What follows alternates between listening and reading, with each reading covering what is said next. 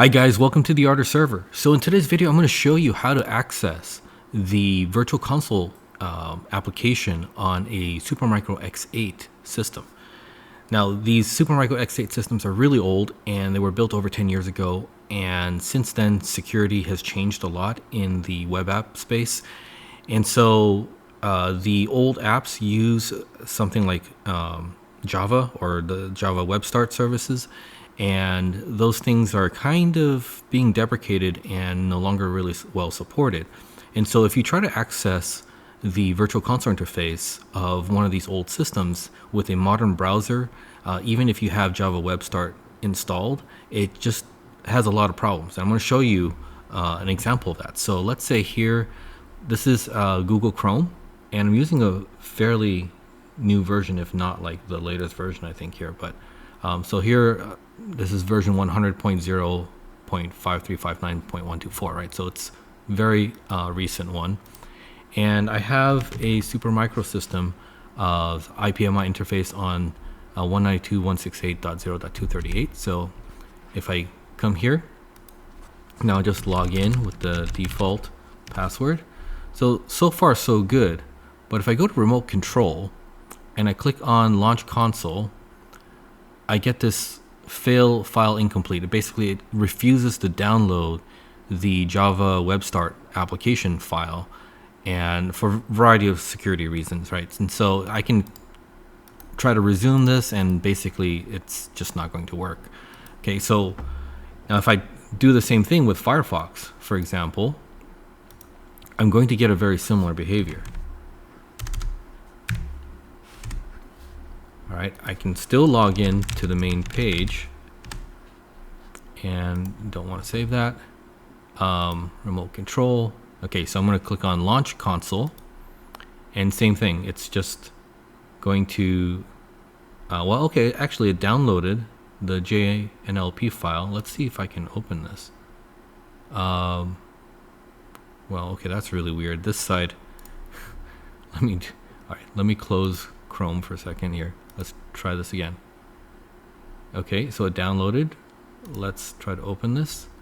And for some reason, it's trying to open it over on my Chrome browser. So, okay, so that's kind of just weird, but let's say we keep. I'm going to try to actually run it. It's refusing to run. Okay, this is really strange. Actually, this is a little unexpected. Actually, I tested this out earlier, but maybe I didn't have both browsers open. So let me close Chrome for a second. Download. No, just close it. Okay. All right, let's see what happens if I do launch now. Okay, so you'll see that it wants to open it in Chrome. Okay, I don't know why. And that's very strange. But anyway, as you can tell, it's not working. So how do we fix this? Well, there's two things you need to do. Well, actually, let me back up. There's something I'm going to assume that you've already done. So there's three things you need to do. One, you have to have Java and the Java Web Start on your system. So on my system, I already have that installed, and I'm not going to go over those steps. But if I go which Java WS, you'll see that I have it installed. And I have a relatively older version. This is a Web Start 11.321.2, and I'll tell you where that comes from. It's JRE 1.8 basically is what this is, where this is coming from. Okay, so my Java WS, I'll show you here. Oh, okay. I have it configured through the alternatives system. Oops. Let me just kind of show you the path, if I can type correctly. Okay, so you'll see my Java WS is just a symlink through the alternative system, which is a symlink to JRE 1.8. Okay, so I already have, this is the Oracle JRE. You could, if you have an old version of OpenJDK, there's something called ICE-T, which is the equivalent of Java WS.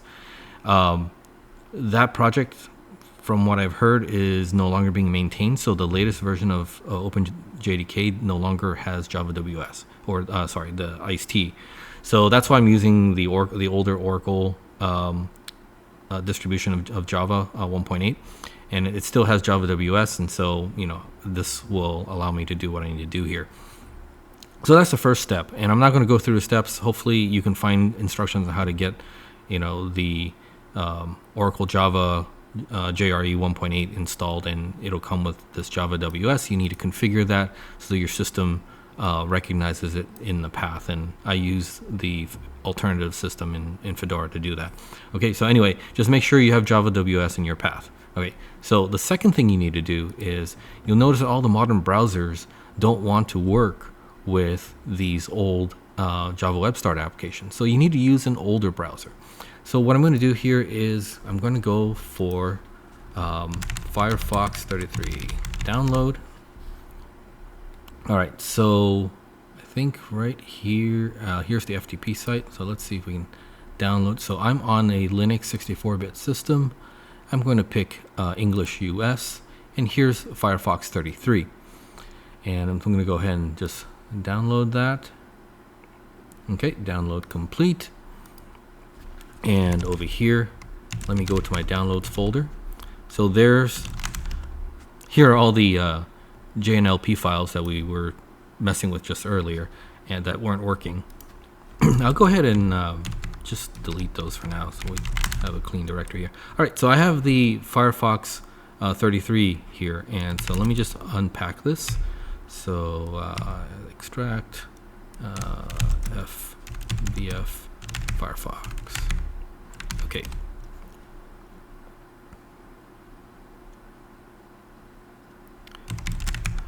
All right, so I'm going to go into this directory, and you'll see that now I have the Firefox version 33 program here available to me. So I'm going to go ahead now and close out the latest version of Firefox. So I have all the modern browsers closed, and I'm just going to launch the old version 33 Firefox instead. All right, so next let's go to that IPMI interface, and we'll log in here. All right, and I'm going to go to remote control, and I'm going to launch the console just like I did earlier, except now I'm using Firefox 33. All right, so in this case, you can see that it's behaving a little bit differently. It's asking me how do I want to open this JNLP file. So I'm going to say open it with Java WS. And if you don't have this pre-configured, you might have to say open it with other, and then give it the path of Java WS. But I think I already did that before, so it's already giving me that as an option. So I'm going to go ahead and open this JNLP file with Java WS. Hit OK, and it says application blocked by Java security. Okay, so this is the third thing you need to do. So the first thing was get Java WS installed. Second thing was download Firefox 33, and now the third thing is we need to make a security exception. All right, so let me show you how to do that. I'm going to go to the Java distribution, and in this case it's this JRE 1.8, and under here is a program called JControl. This allows me to kind of configure Java. All right, so here is the Java control panel, and I'm going to go under the security tab, and under the exception site list, I'm going to edit that list, and I'm going to add this site to that list. So let me just copy that, and then I'm going to click add and paste that in there, and then I'm going to take off the index. I just want to leave the HTTP with IP address. Click OK. It's going to warn you that this is all very bad stuff that you should never do, and yes, you should never do any of these things. Use old browsers and old Java and all that other stuff, but do this at your own risk. Let's go ahead and click continue. So now you can see that that IP address is in my exception list. So I'm going to go ahead and click OK. All right, so I'm going to go back to Firefox 33, and let's retry that launch console. Okay, again, I'm going to open it with Java WS. And it's going to give you another warning that this is a really bad thing you're doing here, but we're going to go ahead and say we accept the risk and run. And boom, there we go.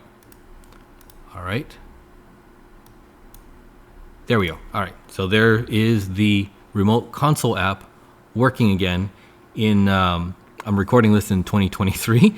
So yeah, if you have one of these old servers and you're having a hard time getting the remote console to work, well, here's one way you could do it.